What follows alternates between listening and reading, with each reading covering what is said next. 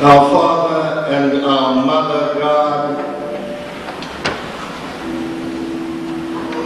every Sunday we come to a strange place called the church.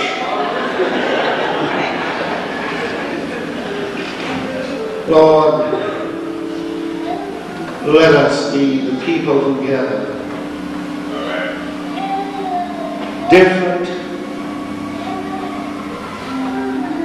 Different, yes, but open to the difference and the diversity, knowing that some way, somehow, we're here because you pushed us in the world and said, make something of it. And some of us would destroy it, Lord. But it's Mother's Day. And there are those who give birth to not only the earth, but give birth to life itself. God, thank you for the mothers and the grandmothers and the would-be mothers and the assistant mothers and the grandmothers and anybody who wants to be a mother, Lord. Thank you for all of them.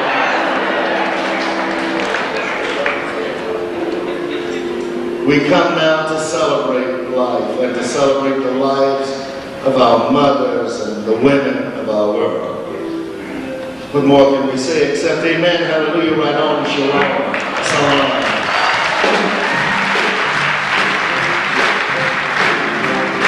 She's got the whole world. Her got the world. She, come on, sing with me.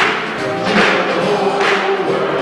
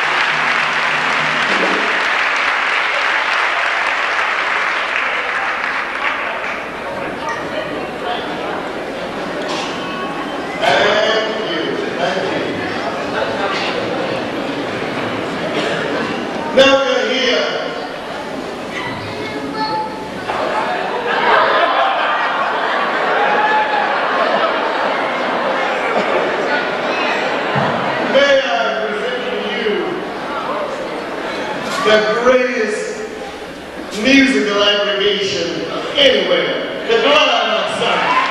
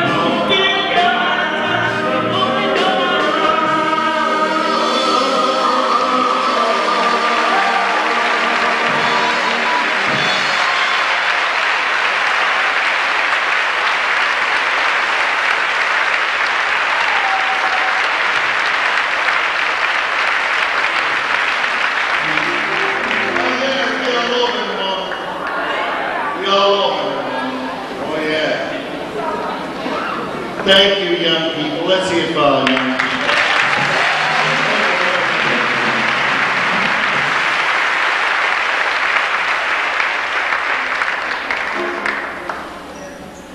Thank you very much. Thank you very much. We love you. We love you. We love you. Now, are we doing what we're supposed to do? I see people coming up over here. Is that supposed to happen?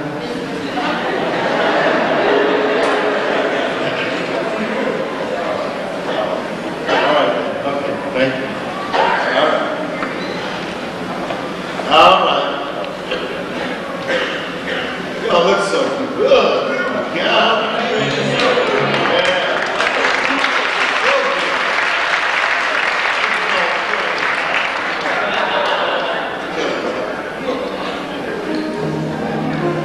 It'll be all over in the morning. I said, it will be all over. In the morning, in the morning,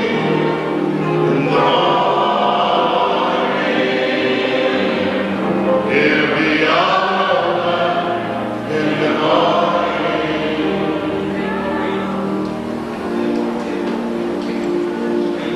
How we doing? How we doing? Does that take your people downstairs? In the dining room? I want them up here. I want them in the door there. I thought that's what you were doing. Where are you from? They were from the back, see. I wanted the people from the back. They're from the back. Did y'all get from the back? All right, there.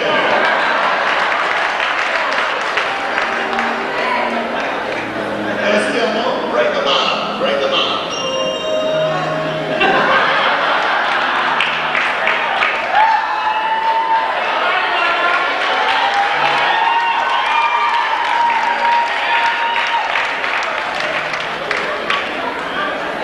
Bring them up.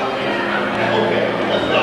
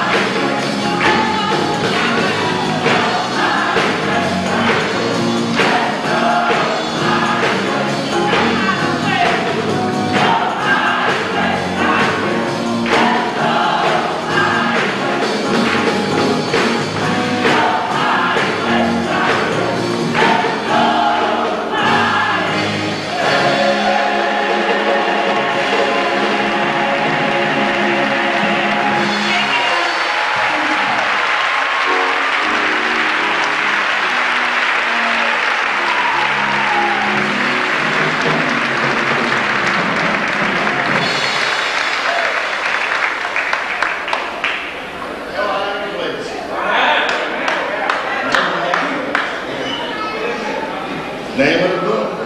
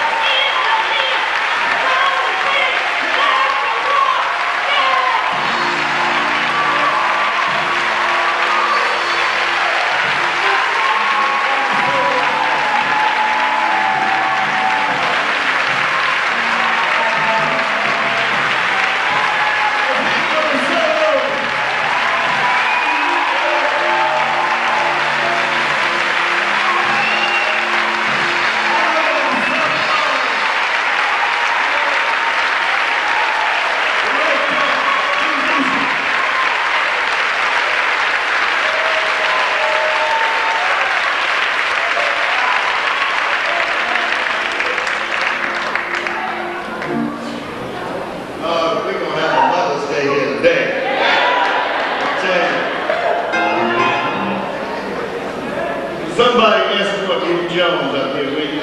Jane Jones.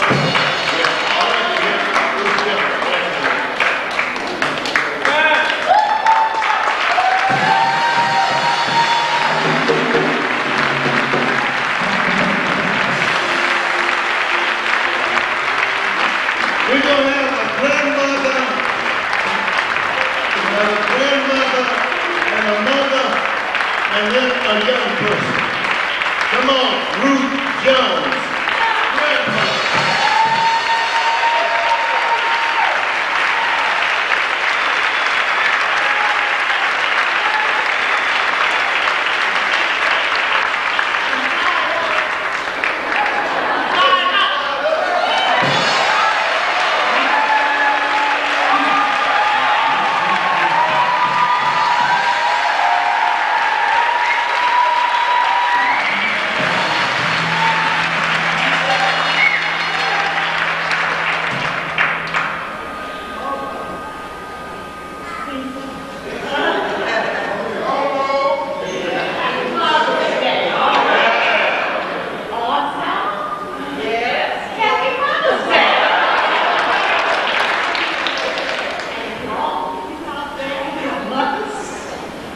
Grandmothers, great-grandmothers, bosses' mothers, happy Mother's Day.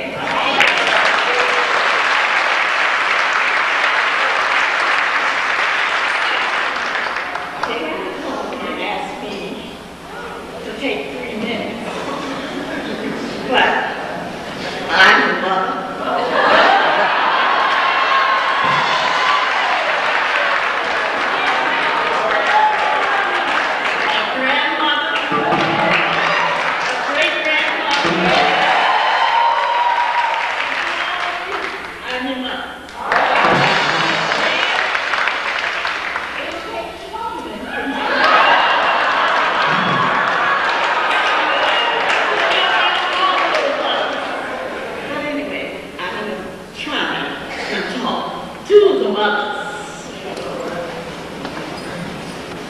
Well, all of you are mothers, but this is what I want to tell you today.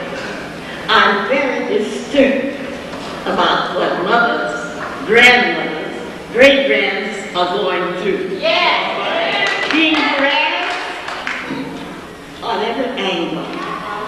But anyway, I'm going to tell you what I did to my children. I have my daughter sitting out there, and she knows this is the truth. Because I used to hear she and her sister saying, she is the meanest mother.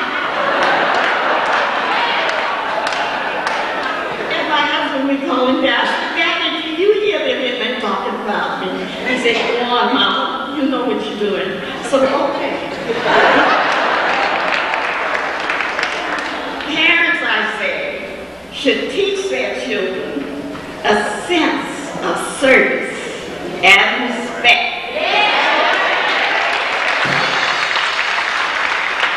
The 1990s are not as easy time to be a parent.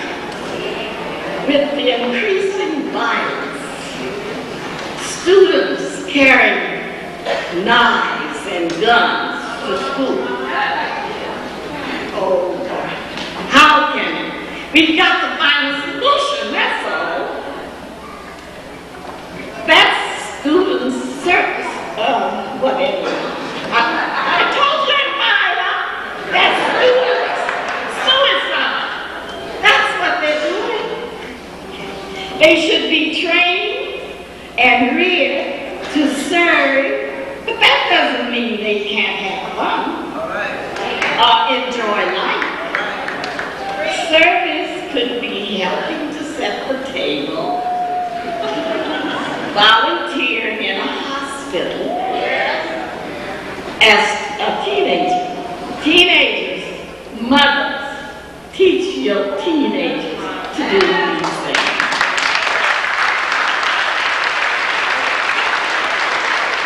If parents set an attitude of service in their children, it will be the key of modern American culture. Parents need to teach their children that sex isn't just physical and mental, but also spiritual.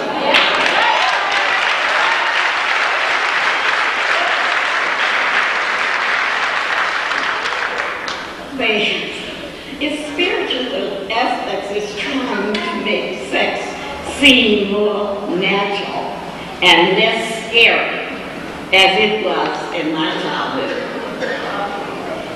Well, in closing, I'll say it's been a pleasure to talk to all of you, but I also want to remind you to set times on such things as television. Last night, my grandchildren spent the night with me. 10 o'clock, I said, turn the television on, go to bed.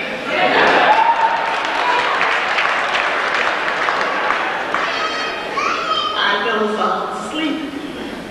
They turned it on again. I woke up and I looked at it. But that's all right. I was able to get hit this morning.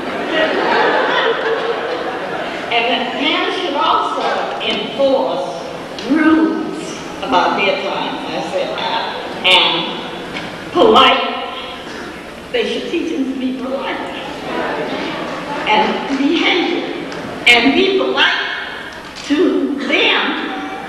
The parents should also be polite to their children.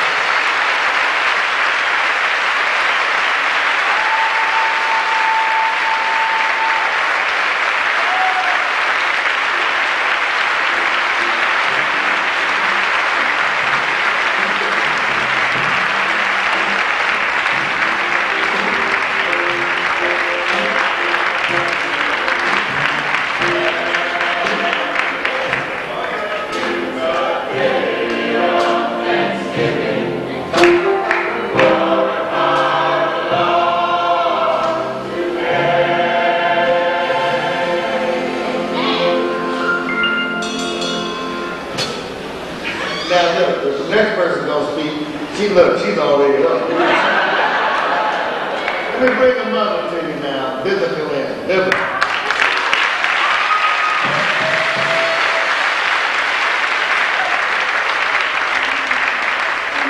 Family, and happy Mother's Day to the mothers, to the fathers, to the step-parents, to the grandmothers, to the great-grandmothers, and to the foster parents.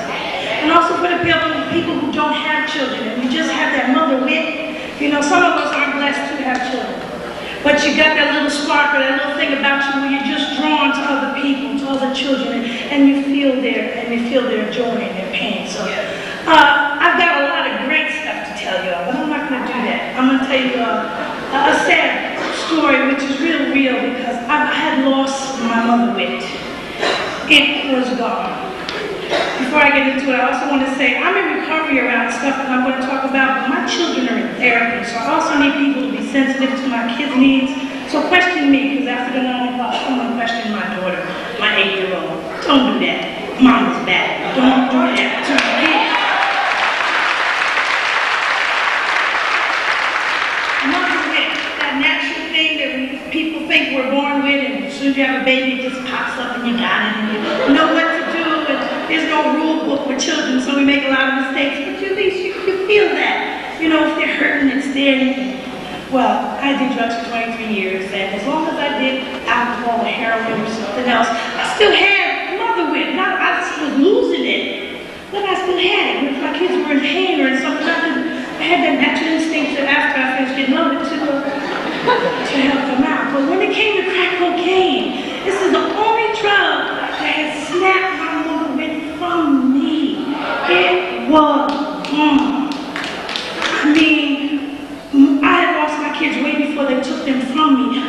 even when they was hurting or even bleeding, you know that, or somewhere in pain, you know that natural instinct, it was gone. Crack cocaine had snapped it from me. And I never thought that I would get it back. Because then again, I also think that I was worthy to even live anymore. I thought that after losing everything, my husband died, I lost my children. I didn't lose them, I gave them up for crack cocaine. I had a choice between kids and crack. And I chose crack because I thought my kids deserved better. They shouldn't have no one like me. I had lost every material wealth that I had. So I should die, right? Well, that's a lie that I have been living under for a long time. Through God's graces, I've changed. I've grown. And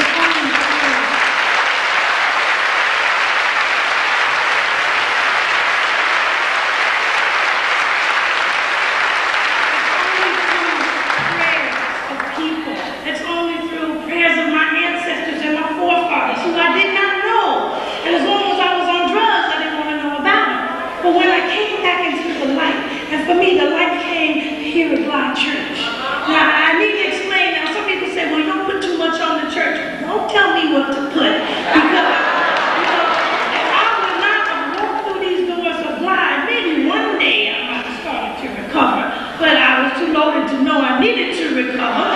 But when I came through these doors and I seen the light accepted me for the way I was homeless. I thought I was helpless. I knew nothing about spirituality. I only thought that to be stable and successful and was the right of other people. I didn't deserve to live. Well, I'm lying.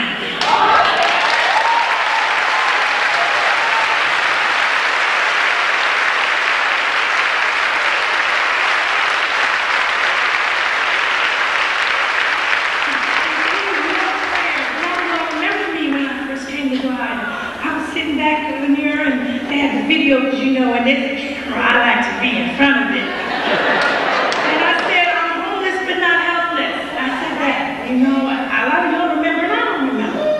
But because I stuck around with this program and other programs, it didn't just stop the gliding. Let me tell you all this, it didn't all happen here. I had to go outside too. I had to go to support groups, any meetings. I paid for therapy today. You should get it, though. I got to because I'm in recovery around so many areas. You know, through God's graces, I now have all my children back.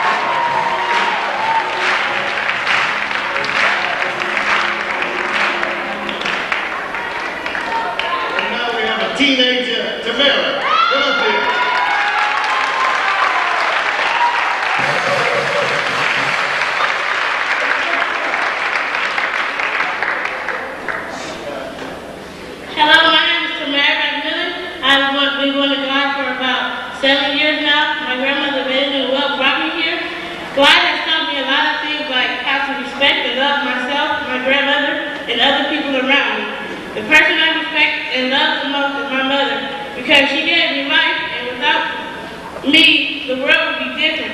And I would like to tell her I love her, and no matter what happens, I always will. Thank you, Mom, for being there for me.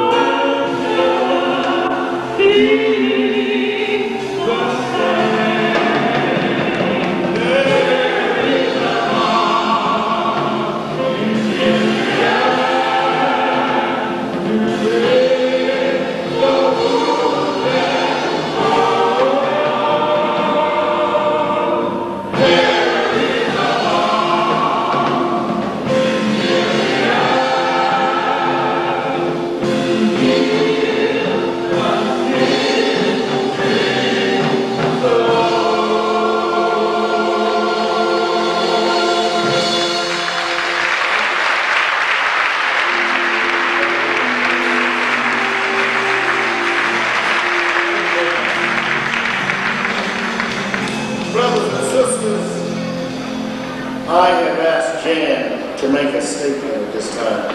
And then I'll follow it up with a story, and then we'll be Janice Mirikitani.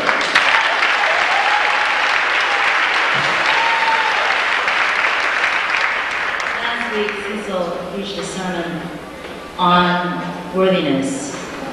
And I had been agonizing over a task that I've been invited to do, which is to introduce Maya Angelou when she was in the Bay Area. And I was very obsessive about it. I spent hours, wrote countless drafts. And I realized when Cecil was speaking last Sunday that I worked so hard because I wanted it to be worthy. I wanted the introduction to be worthy of Maya Angelou. And I realized that I did not feel worthy. So how could I do anything? How could I accomplish anything of worth if I feel unworthy? So I'm always astonished at the work that I'm required to do on myself. And it always presents itself at the most unpredictable times. And I think, I'm over something, and I'm not. And I realize, and I have to embrace this and not be entrapped or enslaved by it, but I have to embrace this being Mother's Day, that when my stepfather incested me for so many years, and often he would come to my room late at night, and my mother never stopped it, that I believe that is when the unworthiness laid itself upon me, that it replaced my body, because my body was stolen, and in place came unworthiness. My mother turned her head. But here at Glide, and with my husband, who has been my midwife, who has birthed my pain and my recovery, and to all of you sisters and brothers who have mothered me, thank you.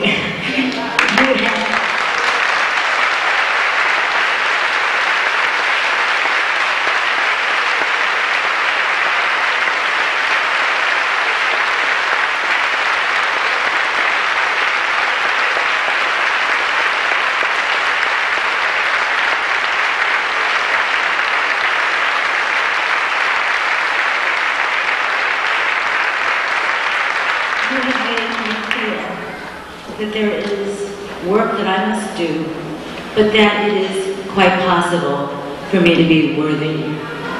And, unworthiness crops up all the time, unpredictable times. And it happened just a few moments ago on stage. And I want to apologize to Cecil, because those moments, I get defensive or I get caught, that's when that happens. And part of my healing is to be able to say, this is what's happening, let me address it right now, let me apologize.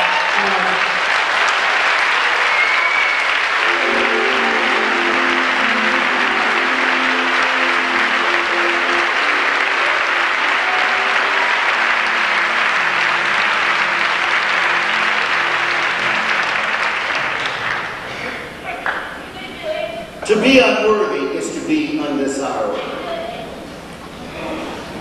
To be unworthy is to be bad.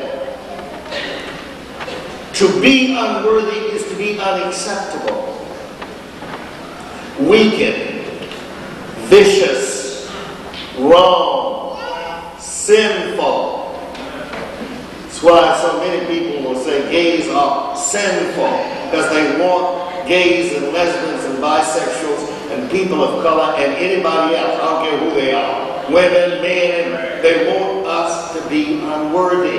And we are not unworthy no more.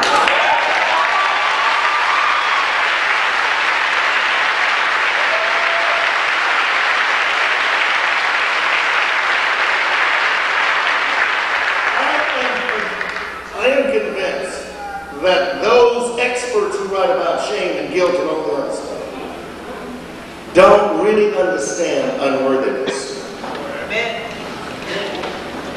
Maybe. Because you see, unworthiness is an act of humiliation.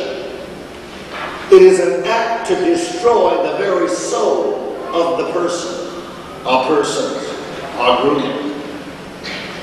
It is an attack upon those groups to take away their name, to take away their being, or let me put it another way, their being, to pull up the roots of their lives and clip them off. And say, you have no roots no more. You don't exist because you have no roots anymore. I have just clipped off your roots.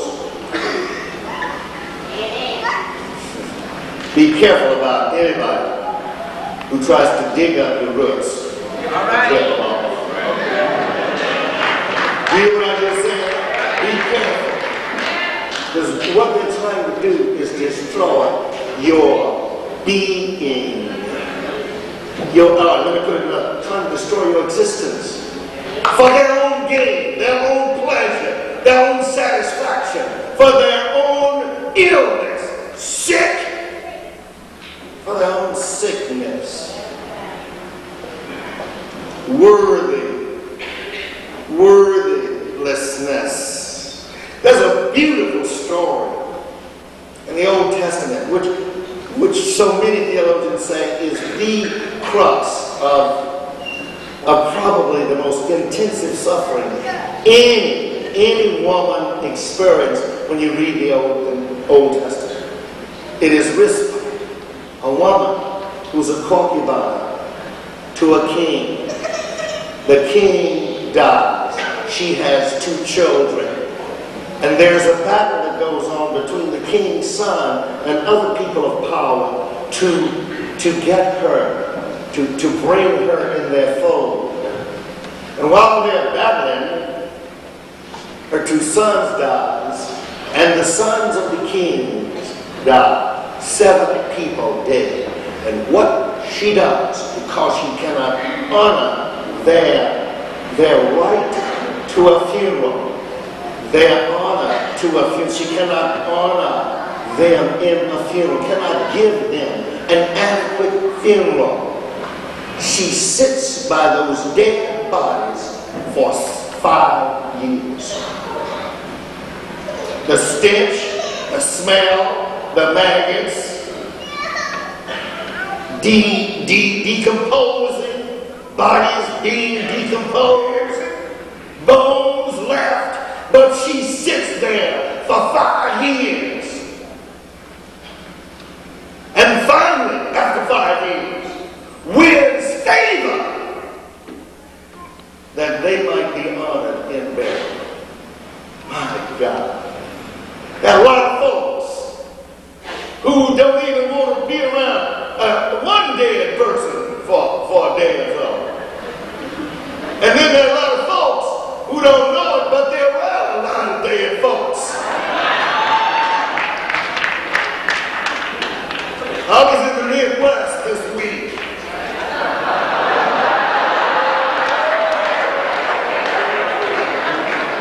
Well, I won't tell you what city I was in. But what they did, they quenched the spirit by selecting songs to a gospel choir that didn't know the songs, and they didn't know them either. Now you get the gospel group, the black group, and the white group, and nobody in the group knows the song. You got an awful mess going on in the church. No spirit at all. And I got angry. You know when I get angry what I'll do. I told them off. And I said, I'm catching the plane in the next 30 minutes, so you can't catch me. But I want you to know they were so afraid even in the church. Because death had gripped them so much so. I want to say to the women, all of the women, that you don't have to put up with what you've been putting up with if you've been putting up with it.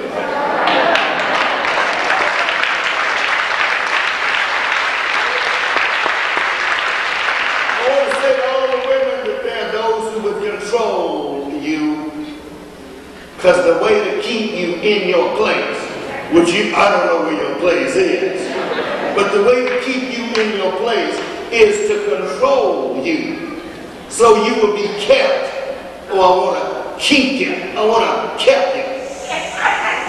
I want to. Y'all didn't catch that, did you? You know, people want to, oh, I want to take care of you. Be aware of someone who wants to take care of you all the way. If they're going to take care of you all the way, remember, you got to pay.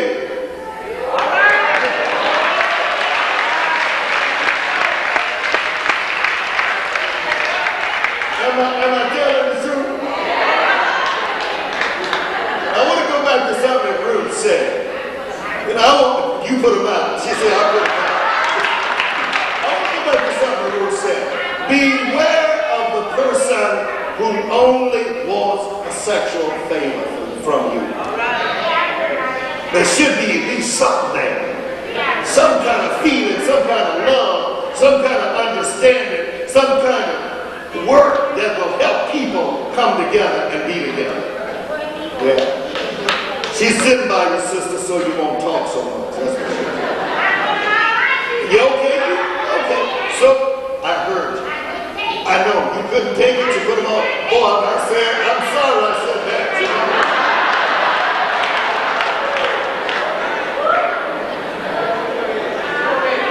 Now, here's what I want to say. My sister, hold on, fan a little bit there. Here's what I want to say today. I wanted you to know that the way to overcome unworthiness is to stop pitting yourself, stop wallowing, stop feeling sorry, stop going through old stuff. Stop making yourself feel like that you cannot grow and overcome whatever it is that makes you feel unworthy. There is nothing on God's earth that we cannot overcome. If God is with us, who can be against us?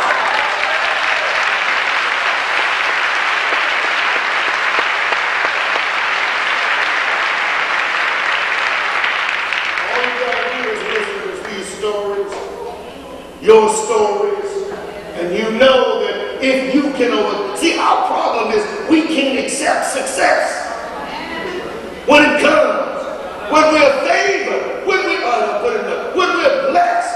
We don't want to even accept the blessing. Don't even want to accept the blessing. When we succeed, when we pull it off, when we got something going for us, when it looks good, when it feels good, when we can rejoice, when we can shout about it, when we can stand up and say, yes, it happened to me. I once was, but by faith, look where I am now.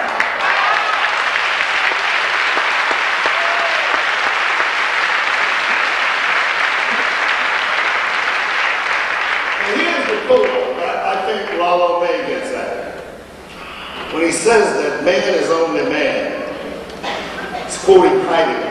Heidegger was a philosopher, a heavy dude who went out of his mind. Heidegger was like so many of us. But anyway, Heidegger says that man is only man when he is spoken to by being. You can only be a man when you're spoken to by the being. You can only be a woman when she is spoken to by her true being. It's your true being that cuts you off. Stop cutting off your true being. When we had a break between the 9 and 11, I said to Vivica and Janice and I, and she was sitting out there with several of the kids around. She's getting ready for this one, y'all. And I said, don't worry about this, Lemon. Just stand up and tell the truth, because you can't say it like you said it at the 9, it's not, you can't say it like you said at the 9. She said, I'm ready. I'm ready to speak from my heart. See, being has to do with heart and soul. Being has to do with mind and body. Being has to do with your units. What makes you so you? You. It is being. It is your being. The way to overcome unworthiness is to begin to be yourself, to be like you are. That's the way it is.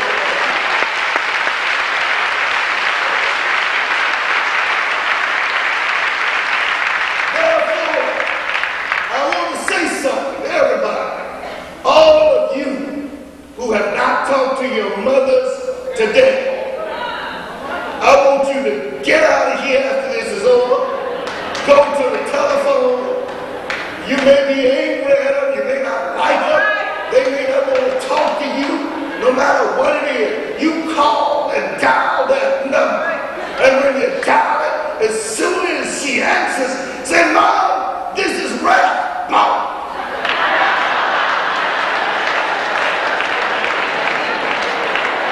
Your mother needs to know that you're all right. They did the best they could. Some of them were very healthy, and some were not so healthy. But no matter what the circumstances, just let it go. Live your life.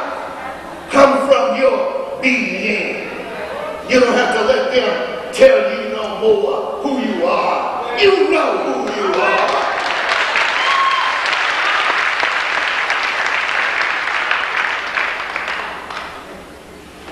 We're called, each of us, to our being. We're called to our humanness. We're called to be messengers. We're called to be with each other. You don't know it, but you are called to be here today. You were here today because you were called to be here. Oh, I know. I don't believe in predestination either. I don't. But I do believe there's a sense of spirit among us. And we have to come here. Oh, yeah. We have to go somewhere. And we don't get it always standing down in some wooded area looking up, waiting for something to happen. Birds fly. Better be. You caught it. I'm going to close up, but I want you to hear something this morning. I want you to know that worthlessness is a way of taking life from the person that feels like it. They want to seduce. They want to usurp. They want to control. It's a controlling factor. So every time they're in your presence, they can say, I got you. I got you. But the Lord, our God, in Jesus has said, now I got you. I freed you. You were resurrected. You are empowered. You can grow. You can have liberation. There's a woman writer, as I close out, in the 1925, black woman who was writing, and she says, when we stood at the seashore and people came together that we might strategize about how we would move to create a new community for our children and our children's children, one woman stood up and said, we're going to go through the water like Moses, and we're going to make sure that some of us get on the other side. Because you see, we've got life in our bodies. And if you got life in your body, nobody can take that from you. If you got life in your mind, and in your soul, and in your being, if you got life, it's your life. Therefore, walk through the Red Sea. Walk through the deep water. Walk through the fire. It will be all right in the morning.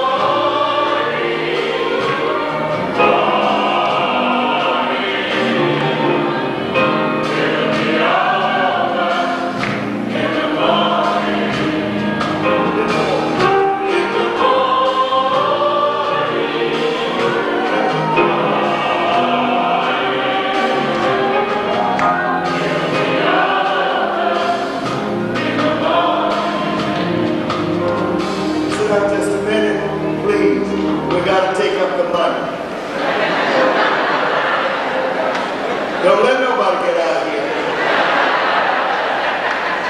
Don't let nobody get. If you get out of here, I'm gonna hunt you in the morning.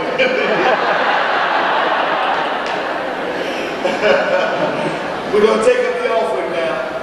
So therefore, make your pledge and your tithes at this time. Now let me just say one thing so you'll know. Two things. One is that on the 3rd of June, Bill Cosby will be doing a benefit performance at Lake Tahoe for Glide. It's the 8 o'clock, well, the entire weekend. We're going to go up for the first show. After the first show, all the Glide people will get together, go backstage, take pictures with Cosby, and that's it, okay? But you go anytime you want to that weekend. We'd like for you to go sign up downstairs. You have to make your own reservations. You have to make your own reservations for housing, as well as for the tickets and so forth. But we want to know those who are going in. The other thing is on August the 28th, we're going to have the March on Washington, the 30th year. There are those of us who've already begun to save our money. We went to the 25th, we went to the first one that was held here at Glide. We will have a plane where we'll all go together and to Washington, D.C. and do what we did on the 25th. Everybody knew the Glide was that because we were the noisiest group of folks there. So if you can, sign up for that and join us on that. Gail is going to give the announcements. Hi everybody, happy Mother's Day. This was kind of a surprise. Fortunately, I had my glasses, I would not be able to do it. My name is Gail, as many of you know. I've been coming to Glide for about 2 years now, and it is the joy of my life, I might say. I came to San Francisco from New York because 3 out of 4 of my children were living here, and my only grandchild. So that was a good enough reason for me to come. My middle daughter, Elizabeth, many of you know, is in the choir. She's the one that sings Coming Out of the Dark. And it was a joy for me to be able to join her. She's not here today. I suspect that may have something to do with Mother's Day preparations. That's all I'm going to tell you about me, but I'll let you all get on with your celebration today. Please come down to the celebration office right after today's service and check out the tables. You'll find tapes of today's celebration, T-shirts with real Glide sayings, and tapes and CDs of, dare I say it, the fabulous Glide Ensemble and Cecil Williams' inspiring book, No Hiding Place. Be sure to stop by the volunteer table and check out the list of programs and the various volunteer opportunities available to you. There are very, very many, and it's a wonderful thing to do. You'll find that you'll get more out of it than you gave into it, I'm sure. This year marks the 30th anniversary of Cecil's ministry of liberation at Glide, and there will be a gala event in September. Sign up at Freedom Hall if you would like to help with the planning, publicity, ticket sales, etc., etc. For the men only, today is Mother's Day, and a special meal will be served. Go to the main dining room if you would like to help with the food and prepare and serving of it to the ladies today. The women today, excuse me. I'll have the liberation this afternoon. If you are a first-time visitor to Glide, this is the place to find something to take with you that really captures the diversity of San Francisco and the spirit of Glide. So I'm sure you'll find something you can bring home or send home to wherever you may come from, and enjoy the rest of the day. And thank you very much. Thank you.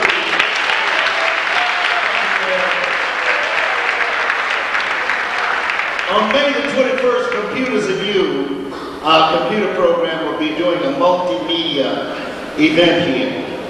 That is going to be one of the most exciting things because the people are coming from Silicon Valley all around to put that on for us. So it should be a very exciting. I've seen some of it, and it's unbelievable, really unbelievable. You can pick up tickets downstairs for this event. We also have a new tape out on the Glide celebration.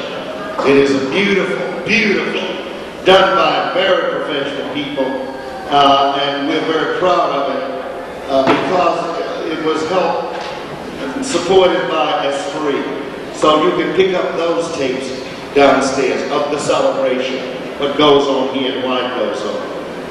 I want to say there are those who would like to join live. We'd certainly like to have you. We need you in our family, our extended family. Please join us. For those of you that would like to know about Maya Angelou, she is coming in June. We'll give you the date closer the time comes about that. Now, what else do I need to say? No, here's what I need. The men are going to serve the women. Now, we need, gentlemen, as we sing, we shall overcome, we want the men who will help serve go through that door and go downstairs to Freedom Hall and put on your cap, your gloves, and your apron. I'm going to help serve too. So I want to see you down there. And then we're going to ask, after the men go down, the grandparents go down. Because the grandmothers are going to get a special thing as they go down. Then the mothers, and let me say this, we don't want any men sitting down until the women have completed. And then we will get our lunch. The children are going to be taken care of. We've got videos, movies. We got movies that will keep them going for the last 8 hours, you know. We're just going to plug a movie. As soon as one finishes, we're going to put another in. But the men are going to keep the children. Isn't that something? We're going to keep the children. We're going to feed the women. You come and join us. Now again, the men go down first and going to serve right through that door. The grandmothers go down second, and then all of the women go down, and we will feed you a sumptuous meal in Freedom Hall. Thank you, sister. Thank you so much. Thank you so much. I love you too. Thank you. Thank you so much. Now, where the grandmother?